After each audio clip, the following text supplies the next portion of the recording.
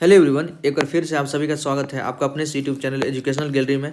दोस्तों, इस particular video में हम धातु एवं अधातु मतलब मेटल एंड नॉन मेटल के इंपॉर्टेंट जो गेस क्वेश्चन हो सकता है हमारा उसको डिस्कस करेंगे।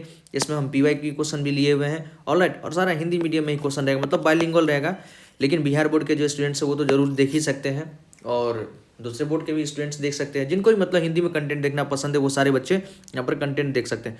ऑलराइट, तो स्टार्ट करते हैं दोस्तों। इससे पहले हमने क्लास 10th का आपका जो भी बोर्ड एग्जाम होने वाला है इस बार, तो 10th का सारा टॉपिक दोस्तों, केमिस्ट्री का हमने केमिकल इक्वेशन और केमिकल रिएक्शन एंड इक्वेशन, रासायनिक अभिक्रिया, कार्बन इट्स कंपाउंड, कार्बन उसके यौगिक हो गया, अम्ल क्षार लवण, ये और ये हमारा 4th चैप्टर है मेटल नॉन मेटल। ये आपके सिलेबस का है। इन सारे क्वेश्चन टॉपिक को हम डिस्कस कर दिए हैं। प्लेलिस्ट में लिंक दिया हुआ, आप जरूर आए उसको देख सकते हैं। गेस क्वेश्चन है दोस्तों, ज़्यादा चांस होगा एग्जाम में आएगा। आइए स्टार्ट करते हैं। क्वेश्चन हमारा बाइलिंगुअल रहेगा। क्वेश्चन क्या है, निम्नलिखित में से कौन सा धातु का एक गुण है, मतलब मेटल का प्रॉपर्टी क्या है। Following is the property of metal, इसमें से कौन है जो एक मेटल का प्रॉपर्टी है। पहला है चमकदार, मतलब लस्ट्रस। ऑब्वियसली बात है, मेटल में एक शाइनी अपीयरेंस होता है जिसको हम क्या कहते हैं, लस्ट्रस कहते हैं दोस्तों। ठीक है, चमक होता है मेटल में। आप गोल्ड को देखिए, सिल्वर को देखिए, ये सब क्या होता है, चमकते रहता है, इसलिए तो उसका हम क्या ज्वेलरी बनाने में यूज करते हैं। तो शाइनी अपीयरेंस तो होता है। दूसरा क्या हमारा डक्टाइल, डक्टाइल मतलब तन्यता। तन्यता आप जानते हैं कि मेटल को हम पीट कर उसको हम पतला वायर में कन्वर्ट कर सकते हैं। This is the ductility property of metal, ये मेटल का डक्टिलिटी प्रॉपर्टी होता है। सी ऑप्शन है 1 और 2 दोनों, और इनमें से कोई नहीं। तो दोनों प्रॉपर्टी जो है मेटल का है। मेटल लक्सरस होता है, मेटल डक्टाइल होता है, ये मेटल का प्रॉपर्टी है। सेकेंड क्वेश्चन देखिए, निम्न में से कौन सा सही है, इसमें से कौन सा इसमें करेक्ट है वो हमसे पूछ रहा है। पहला क्या है दोस्तों, पहला देखिए, अधिकांश अधातुएं क्षारीय ऑक्साइड उत्पन्न करती है, मतलब जो नॉन मेटल होता है ना वो बेसिक ऑक्साइड प्रोड्यूस करता है। ये तो गलत बात है। आप देखिए, आप पढ़े होंगे कि मेटल का जो ऑक्साइड होता है वो कैसा होता है, acidic sorry basic in nature होता है। Metal oxide are basic in nature, basic in nature, nature में कैसा होता है, क्षारीय होता है, क्योंकि ये पानी मिलाने पर हाइड्रोक्साइड बनाता है। और जो नॉन मेटल का ऑक्साइड होता है वो क्या होता है, acidic in nature, acidic in nature, acidic in nature होता है। एग्जाम्पल अगर देख लें, सोडियम ऑक्साइड, सोडियम ऑक्साइड पानी में मिलाइएगा तो बन जाएगा NaOH, Na बन जाएगा जो कि बेस होता है, जो कि क्या होता है, क्षारीय होता है हमारा। CO2 कार्बन डाइऑक्साइड है, नॉन मेटल कार्बन होता है, ये क्या हमारा एसिडिक होता है दोस्तों, एसिडिक नेचर। इसको पानी मिलाइएगा तो H2CO3 कार्बोनिक एसिड बना लेगा। तो पहला ऑप्शन तो हमारा गलत है कि अधिकांश जो धातुएं होती है अधातुएं क्षारीय ऑक्साइड बनाती है, नॉन मेटल का ऑक्साइड बेसिक होता है, गलत है। अधिकांश धातुएं अम्लीय ऑक्साइड बनाती है, मतलब जो मेटल होता है वो एसिडिक ऑक्साइड बनाती है, ये भी गलत है दोस्तों। हमसे पूछा है कि कौन सा सही है, तो कोई भी सही नहीं है यहाँ पर, ना तो 1 ना ही 2, मतलब इनमें से कोई भी करेक्ट नहीं है, नादर 1 नादर 2। आपको हम बताएं, मेटल ऑक्साइड बेसिक होता है और नॉन मेटल ऑक्साइड एसिडिक होता है। नेक्स्ट क्वेश्चन है, एक धातु X अम्ल के साथ हाइड्रोजन मुक्त नहीं करती बल्कि वायु में हरा क्षरण बनाती है। ये आप क्वेश्चन बनाए होंगे दोस्तों कोरोजन से रिलेटेड, कि किस मेटल का कोरोजन का कलर कैसा होता है। आप जानते हैं कि आयरन में जो कोरोजन लगता है, आयरन में जो ऑक्सीजन और पानी के साथ रिएक्शन करता है क्या बनाता है, Fe3O4 बनाता है, Fe3O4 बनाता है दोस्तों। इसको हम रस्टिंग ऑफ आयरन, Fe2O3 बनाता है, इसको हम रस्टिंग ऑफ आयरन भी कहते हैं। ठीक है, ये कैसा होता है, ब्राउन होता है, ये हमारा ब्राउन कलर का होता है।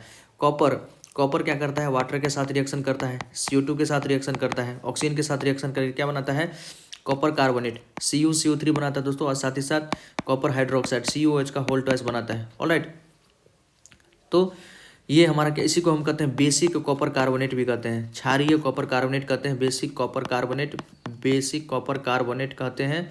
और ये हमारा ग्रीन कलर का होता है दोस्तों, कैसा, ये ग्रीन कलर का होता है। ऑलराइट, तो हमसे पूछा है कि हरा क्षरण, तो हरा क्षरण कहाँ होता है, यहीं कॉपर में। कॉपर के केस में कैसा होता है, तांबा के केस में हरा क्षरण होता है। अगर वही सिल्वर की बात करते हैं, सिल्वर सल्फर के साथ रिएक्शन करके क्या बना लेता है, Ag2S, Ag2S बना लेता है दोस्तों। ये हमारा कैसा होता है, ब्लैक कलर का। तो आप देखे होंगे सिल्वर का जो भी ज्वेलरी होता है वो ब्लैक हो जाता है, उसका कोरोजन होता है तो वो ब्लैक कलर का बन जाता है। ऑलराइट, तो हमसे हरा पूछा है तो हरा हो जाएगा कॉपर। आयरन रहता था, आयरन का कैसा हो जाता है दोस्तों, आयरन रस्ट ब्राउन कलर का। सिल्वर कैसा हो जाता है आपका, ब्लैक हो जाता।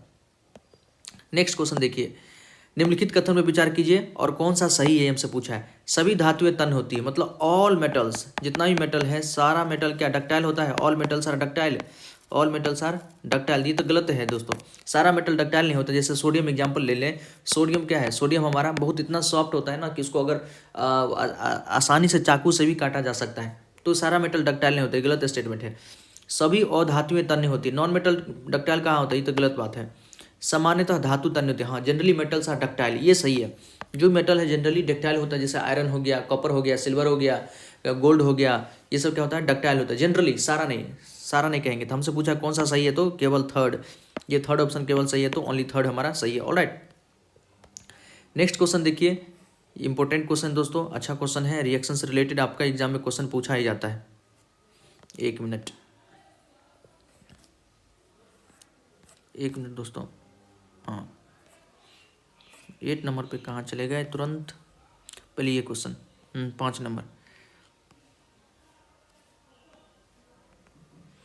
देखिए। क्वेश्चन क्या है, पानी के साथ अभिक्रिया करने पर सोडियम धातु में आग लग जाती है। ऑब्वियसली बात है, सोडियम जो है दोस्तों, सोडियम अगर पानी के साथ रिएक्शन करेगा तो क्या बनाता है, एक सोडियम हाइड्रोक्साइड बनाता है, NaOH बनाता है, और हाइड्रोजन गैस निकलता है।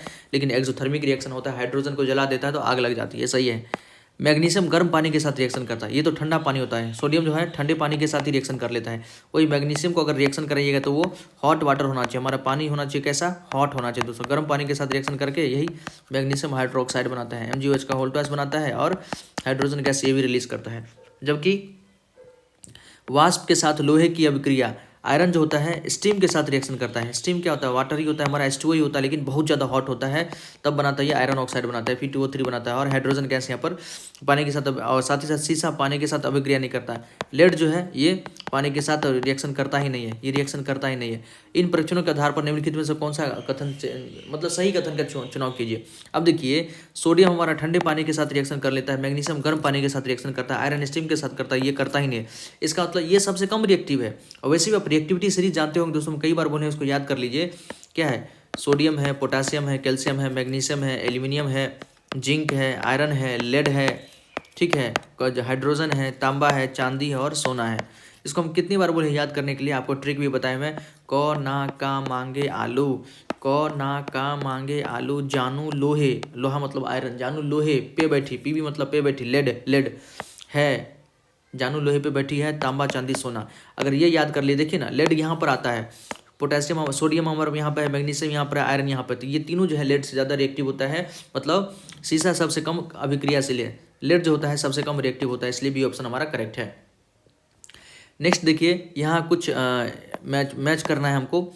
लिथियम क्या है दोस्तों, तो लिथियम एक मेटल है, ये एक धातु जो इतनी मुलायम होती है, मतलब बहुत ज़्यादा मुलायम होती है। तो 1 का क्या हो जाएगा हमारा 4, 1 का 4 हो जाएगा।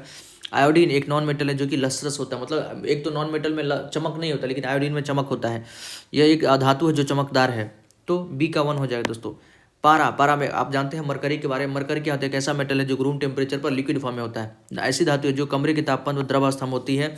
सी का 2, आसान क्वेश्चन है, एग्जाम में पूछा जाता है। कार्बन, यह अधातु है जिसमें अपरूप होते हैं। कार्बन का कई सारा इलेक्ट्रॉप होता है, आप जानते हैं कार्बन का डायमंड बनता है, कार्बन का ही बकमिस्टर फ्लोरीन होता है, ये सब कार्बन का इलेक्ट्रॉप्स है। डिफरेंट फॉर्म ऑफ कार्बन का अलग रूप है। तो 1 का 4, बी का 1, सी का 2 और डी का 3।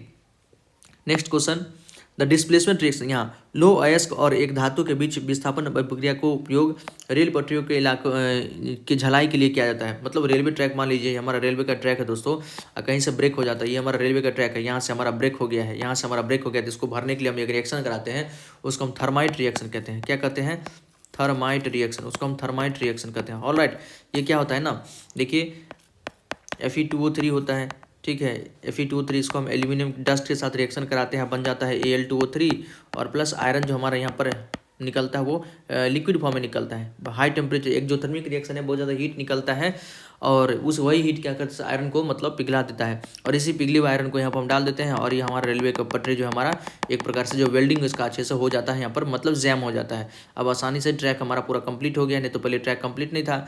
अब है कि किसी प्रकार का एक्सीडेंट वगैरह सब नहीं होगा। तो इस रिएक्शन को हम करते हैं, इसी को हम थर्माइट रिएक्शन करते हैं। यहाँ देखिए ना, लो ऑक्साइड, ये क्या है, आयरन का ऑक्साइड है। एक्स धातु, एल्यूमिनियम क्या हमारा एक्स धातु, जिसको हम एल्यूमिनियम पाउडर कहते हैं, एल्यूमिनियम डस्ट कहिए, इसके साथ रिएक्शन करता है तो Al2O3 और आयरन बनता है। ये क्या है, ये डिस्प्लेसमेंट रिएक्शन है, एक डिस्प्लेसमेंट रिएक्शन दोस्तों, विस्थापन अभिक्रिया है।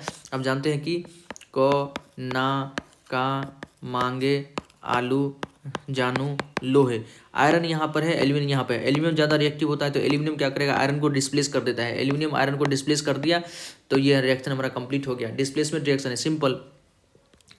इसका एप्लीकेशन से क्वेश्चन कई बार क्वेश्चन पूछा जा चुका है, तो आप इसको जरूर ध्यान रखिए, एग्जाम में क्वेश्चन पूछ सकता है। देखिए नेक्स्ट क्वेश्चन है, जिंक धातु तनु HCl के साथ, मतलब डाइल्यूट HCl के साथ रिएक्शन करके हाइड्रोजन गैस मुक्त करता है। आप जानते हैं कि कोई भी मेटल मेटल जो है एसिड के साथ रिएक्शन करने पर, मेटल एसिड के साथ रिएक्शन करने पर एक तो लवण बनाता है, सॉल्ट बनाता है और साथ ही साथ हाइड्रोजन गैस यहाँ से रिलीज होता है।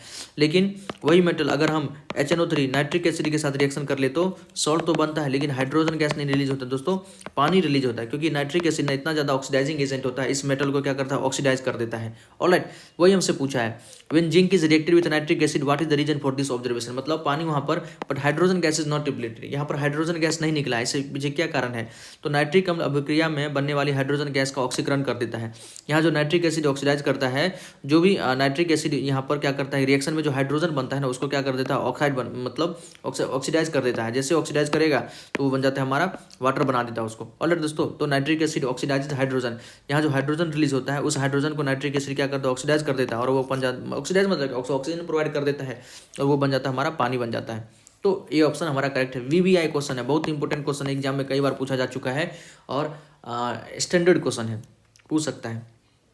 नेक्स्ट है धातु गलनांक उच्च होता है, निम्नलिखित में से कौन सी धातु के समुच्चय का अपवाद है, मतलब मेल्टिंग पॉइंट जो होता है ना मेटल का, ये हाई होता है, ऑब्वियसली बात है, मेटल का मेल्टिंग पॉइंट हाई होगा ही, इसलिए तो लोहा है, तांबा है, चांदी, ये सब बहुत हाई टेम्परेचर पे मेल्ट करता है। लेकिन हमसे पूछा कि इसमें से कौन एक एक्सेप्शन है, एक्सेप्शन मतलब किसका मेल्टिंग पॉइंट कम होता है, तो गैलियम।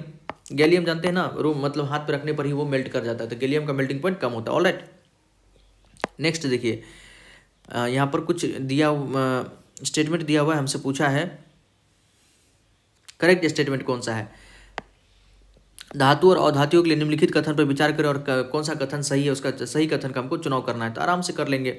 देखिए पहला क्या है, ज्ञात धातुओं में से लगभग 75% या उससे अधिक धातुएं, हाँ जितना भी अभी नॉन मेटल्स है, नॉन एलिमेंट है, उसमें से 75% या उससे अधिक क्या कर सकते हैं, मेटल है, ये सही है। सोडियम धातु बहुत अधिक अभिक्रियाशील है, इसलिए इसे जल में संग्रहित करते हैं, ज़्यादा रिएक्टिव है, पानी के साथ भी रिएक्शन कर लेता है, आग लग जाता है, इसलिए सोडियम को हम केरोसिन में रखते हैं, आपने पढ़ा भी होगा, तो सेकेंड स्टेटमेंट गलत है।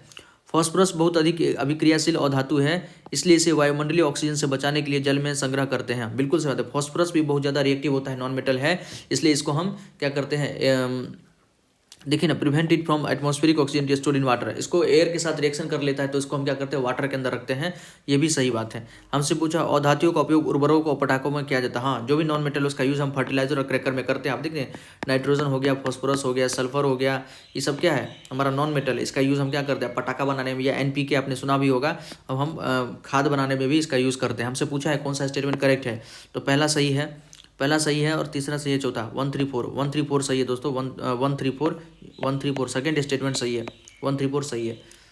तो ये कुछ हमारा मेटल नॉन मेटल धातु और धातु से रिलेटेड क्वेश्चन था, इंपॉर्टेंट क्वेश्चन था। केमिस्ट्री यहीं पर एंड हो गया दोस्तों। अब हम क्या करेंगे, फिजिक्स और बायोलॉजी करेंगे। अब प्लीज़ अपना प्यार दिखाइए, ज़्यादातर क्वेश्चन को पढ़िए और ये सब क्वेश्चन आपको आना चाहिए। कोई टॉपिक में प्रॉब्लम हो रहा है तो प्लीज़ बताइएगा, हम उसको आपको अच्छे से एक्सप्लेन कर देंगे ताकि आप कंसेप्चुअली उसको समझ पाएँ। अभी आप रटने का काम कीजिएगा तो वो काम आपसे एक तो रट भी लीजिएगा लेकिन वो भूल जाइएगा, एग्जाम में बहुत ज़्यादा कन्फ्यूजन पैदा करेगा। तो कोशिश कीजिए कि कंसेप्चुअली टॉपिक को समझे और एग्जाम में अच्छे से बना के लाए। जितना बेहतर अभी मार्क्स आएगा आपका, यही चीज़ आपको बहुत सारा जो आजकल फॉर्म आ रहा है, एप्लीकेशन फॉर्म आ रहा है दोस्तों भरने के लिए, उसमें मैथ 10th के मार्क्स पे भी आपको जॉब डायरेक्ट लग रहा है। ऑलराइट, तो आपको जॉब लग सकता है, इसमें कोई प्रॉब्लम नहीं है। तो अच्छे से नंबर अच्छे से लिखिएगा, अच्छे से टॉपिक को पढ़ के जाइए और बिहार बोर्ड तो आजकल अच्छा नंबर देती ही है, आपको कोई प्रॉब्लम नहीं होगा। थैंक यू दोस्तों, जय हिंद।